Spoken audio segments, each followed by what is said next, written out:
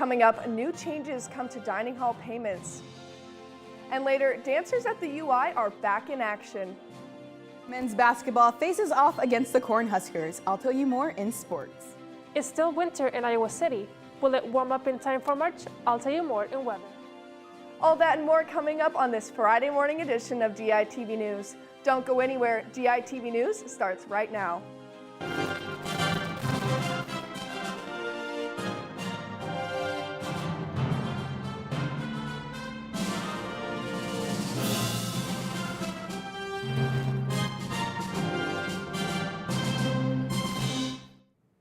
Good morning and thank you for tuning in. I'm Justina Borgman. Students now have a new way to pay at the dining halls. The university dining, retail, and marketplaces now have a gift card to use at their locations. The gift cards may be loaded with any dollar amount between $5 and $50 and can be used as a form of payment to get snacks and food from locations around campus. UI Dining has gotten requests from parents, grandparents, and faculty for an easy option to gift students.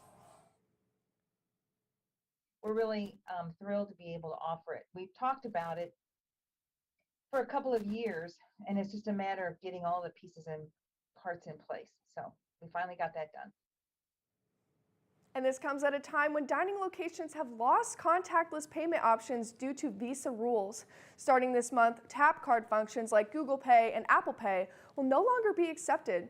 This change is temporary until the new terminals are installed. New restaurants are popping up in Iowa City, some taking the place of old favorite spots. George's Gyros and Marco's Islands are two new restaurants in downtown Iowa City that are both owned by Mark Paterno.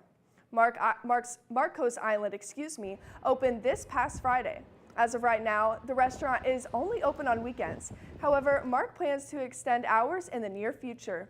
The menu includes a wide variety of options, and the venue includes personal touches of Mark's photography, surfboard, tables, and multiple murals. Mark Paterno is also opening George's Gyros, which will serve Greek food. The Euro is kind of, the perfect late night food for downtown, any downtown for that matter. And with that location and the proximity to the other businesses around it, I think it'll be a huge feature in the nightlife of Iowa City. George's Gyros is located on Iowa Avenue and will open in the old Dumpling Darling restaurant space.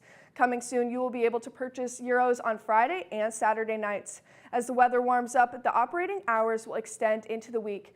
George's Gyros will have a carefully selected menu that will make ordering quick and easy for Iowa City's nightlife. The University of Iowa Dance Company's home concert started on February 24th and will run through Saturday night. DITV reporter Ashley Wheel has more on what to expect and what has gone into these performances. The UI Dance Company is not only back with their home concert, but they will also finally be back in their home theater, the Space Place Theater. The past 2 years, the dancers have been having to find different means to perform, including lots of recorded and online concerts. So being able to kind of come home where we feel like the space has really been built up around our needs and kind of knowing what we need to succeed is really nice. It feels like there's a little bit more room to play and it's not like we're a guest in somebody else's house. The evenings of dance will include 6 dance works by guest choreographers and faculty. The choreographers and dancers explain the tones of the pieces will have great variety. I think the show has a really good balance of both like humor and gravity, so it kind of shows our personality as a group, because I think we'd like to have fun with each other, but also we've dove into some really deep topics together. The dance company will be traveling around the state to showcase their work as well. We have been together since the start of this school year. We had a class together, and then we really started to bond over having all these evening rehearsals. So I think it'll be an exhilarating process to perform. I think we'll all be supporting each other and excited to see each other succeed and have great performances. From the University of Iowa, Ashley Wheel, DITV. And the snow is back in Iowa City after a few warm days. Angelica, can you tell us more? Thank you, Justina. So after a snowy day yesterday, today's weather on campus will consist of partly sunny skies with a temperature of 25 degrees. We are looking at a live view of campus outside right now, and while the walk to class will be difficult today due to the snow, there's good news for us. The weekend and the week ahead promise to be sunny with a gradual warm-up in temperatures, the highest being 49 degrees on Monday. Now let's toss it over to sports to see how the Hawks have been doing at Carver Arena. Thanks, Angelica. The Hawkeye men's basketball team has been on fire recently, winning 5 of their last 6 games. We're going to send it over to Michael in the newsroom to break down what has led to the Hawkeyes' success. Thanks, Destiny. And the key to the success for the Hawkeyes as of late has been moving Jordan Bohannon back to the point guard position. Since moving J-Bo back to the point guard spot, he has been averaging over 14 points per game. But it's more than just his scoring that has helped the Hawkeyes, as Bohannon's veteran presence has been huge for Iowa as of late. It seems like whenever the other team gets on a run and starts to gain some momentum, Bohannon does a great job of getting the Hawkeyes together and getting them back into the game. And of course, we can't talk about Iowa basketball without talking about National Player of the Year candidate Keegan Murray. Murray has just been sensational over the past 5 games, averaging over 28 points per game. And if he can continue this level of play, he should be receiving some hardware come April. Are the Hawks going to be able to continue their hot play late of tonight? Well, Destiny, I think they will be able to, as Iowa is currently on their way to Lincoln to take on the Nebraska Cornhuskers, and Nebraska enters this game with a Big Ten record of 1-15. So as long as Iowa can limit their turnovers and continue to force the Huskers into some tough shots, this should be an easy one for the Hawkeyes. Back to you, Destiny. Thanks, Michael. And the 21st ranked women's basketball team faced the Scarlet Knights last night in New Jersey.